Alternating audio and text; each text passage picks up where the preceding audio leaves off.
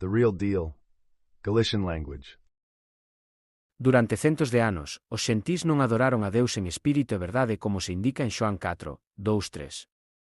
Afirma, pero a hora está chegando, e agora é, en que os verdadeiros adoradores adorarán ao Pai en espírito e verdade, pois o Pai busca tales para adoralo. Os verdadeiros adoradores son verdadeiros cristiáns e debes entender que non o es nin neste momento, pero esperamos que o sexas no futuro. Houbo unha traxedia que pasou cos cristiáns e santos xentís que eran crentes xustos espíritos.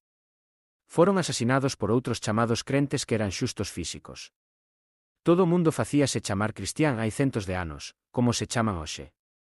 Os verdadeiros cristiáns son os únicos que poden darche a verdade sobre o Novo Testamento porque teñen o espírito da verdade neles. Deus ten unha orde, Deus para Xesús e Xesús para os discípulos. A verdade e o misterio foron revelados aos discípulos. Marcos 4, 1:1-2 e díxolles, a vos foi dado coñecer o misterio do reino de Deus, pero aos que están fora, todas as cousas veñen en parábolas, 1:2 para que, vendo, vexan e non perciban, e oindo, escoiten e non entendan. Lucas 8, 9:1-0. 1:0 e dixo, a vos foi dado coñecer os misterios do reino de Deus, pero aos demais dáselles en parábolas, para que vendo non vexan, e escoitando, non entendan. Os discípulos foron chamados primeiro cristiáns en Actos 1:2-6. Os cristiáns pasan polo proceso de santificación e convértense en santos. Entón, son os cristiáns e os santos os que ensinan aos crentes, os que non están bautizados co Espírito Santo coa manifestación do Espírito da verdade. Os crentes deben escoitar a verdade dos verdadeiros cristiáns ou santos. Romanos 8:8 Entón, os que están na carne non poden agradar a Deus. 1 Corintios 1:5, 4:4 Sementa un corpo natural, resucita un corpo espiritual. Hai un corpo natural e hai un corpo espiritual. Efesios 1:3 Nel tamén confiaches, despois de escoitar a palabra da verdade, o evanxeo da túa salvación, en quen tamén, despois de crer, foches selado co Espírito Santo da promesa. Debes ter o Espírito da verdade para ensinar a verdade. Só os verdadeiros cristiáns e santos teñen o Espírito da verdade neles. Xoán 1:6, 1:3 Porén, cando el, o Espírito da verdade, veña, guiarávos a toda a verdade, porque non falará pola súa propia autoridade, senón que o que escoite, falará, e el vos dirá as cousas por vir. Deus coidará dos que mataron os verdadeiros cristiáns e santos. O meu foco é prepararte para converterte nun santo. E antes de poder converterte nun santo, primeiro debes converterte nun verdadeiro cristián. Un verdadeiro cristián está cheo do Espírito Santo e fala noutras linguas, como se indica en Feitos 2:4. É irónico que os implicados na matanza de verdadeiros cristiáns se chamen a si mesmos cristiáns. Non houbo un cristián verdadeiro desde o asasinato de todos os verdadeiros cristiáns hai centos de anos. Só porque te chames cristián non o fai. Debes cumprir a definición de Deus no Novo Testamento. Comprender a traxedia do que pasou cos crentes xentís é só usar o sentido común. Eran os crentes xustos fisicamente os que querían controlar aos crentes xustos espiritualmente con diñeiro, poder e control. A única forma en que podían controlalos era matándoos. Prefiren morrer antes que cambiar a verdade na palabra de Deus porque tiñan neles o Espírito da verdade. Xoán 4, 1:7 O Espírito da verdade, a quen o mundo non pode recibir, porque nin o ve nin o coñece, pero vos o coñecedes, porque habita convosco e estará en vos. Que pasou despois que afectou os crentes? Denominación.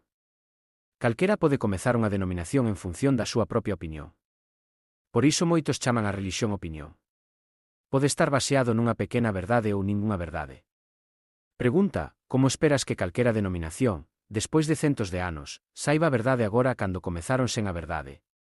Só porque existe unha denominación, ensinar as súas narracións falsas ata o punto de que se converte en tradición, non o fai verdade. Ningunha denominación sabía que Mateo 2:8, 1:9-2:0 é a definición de cristián.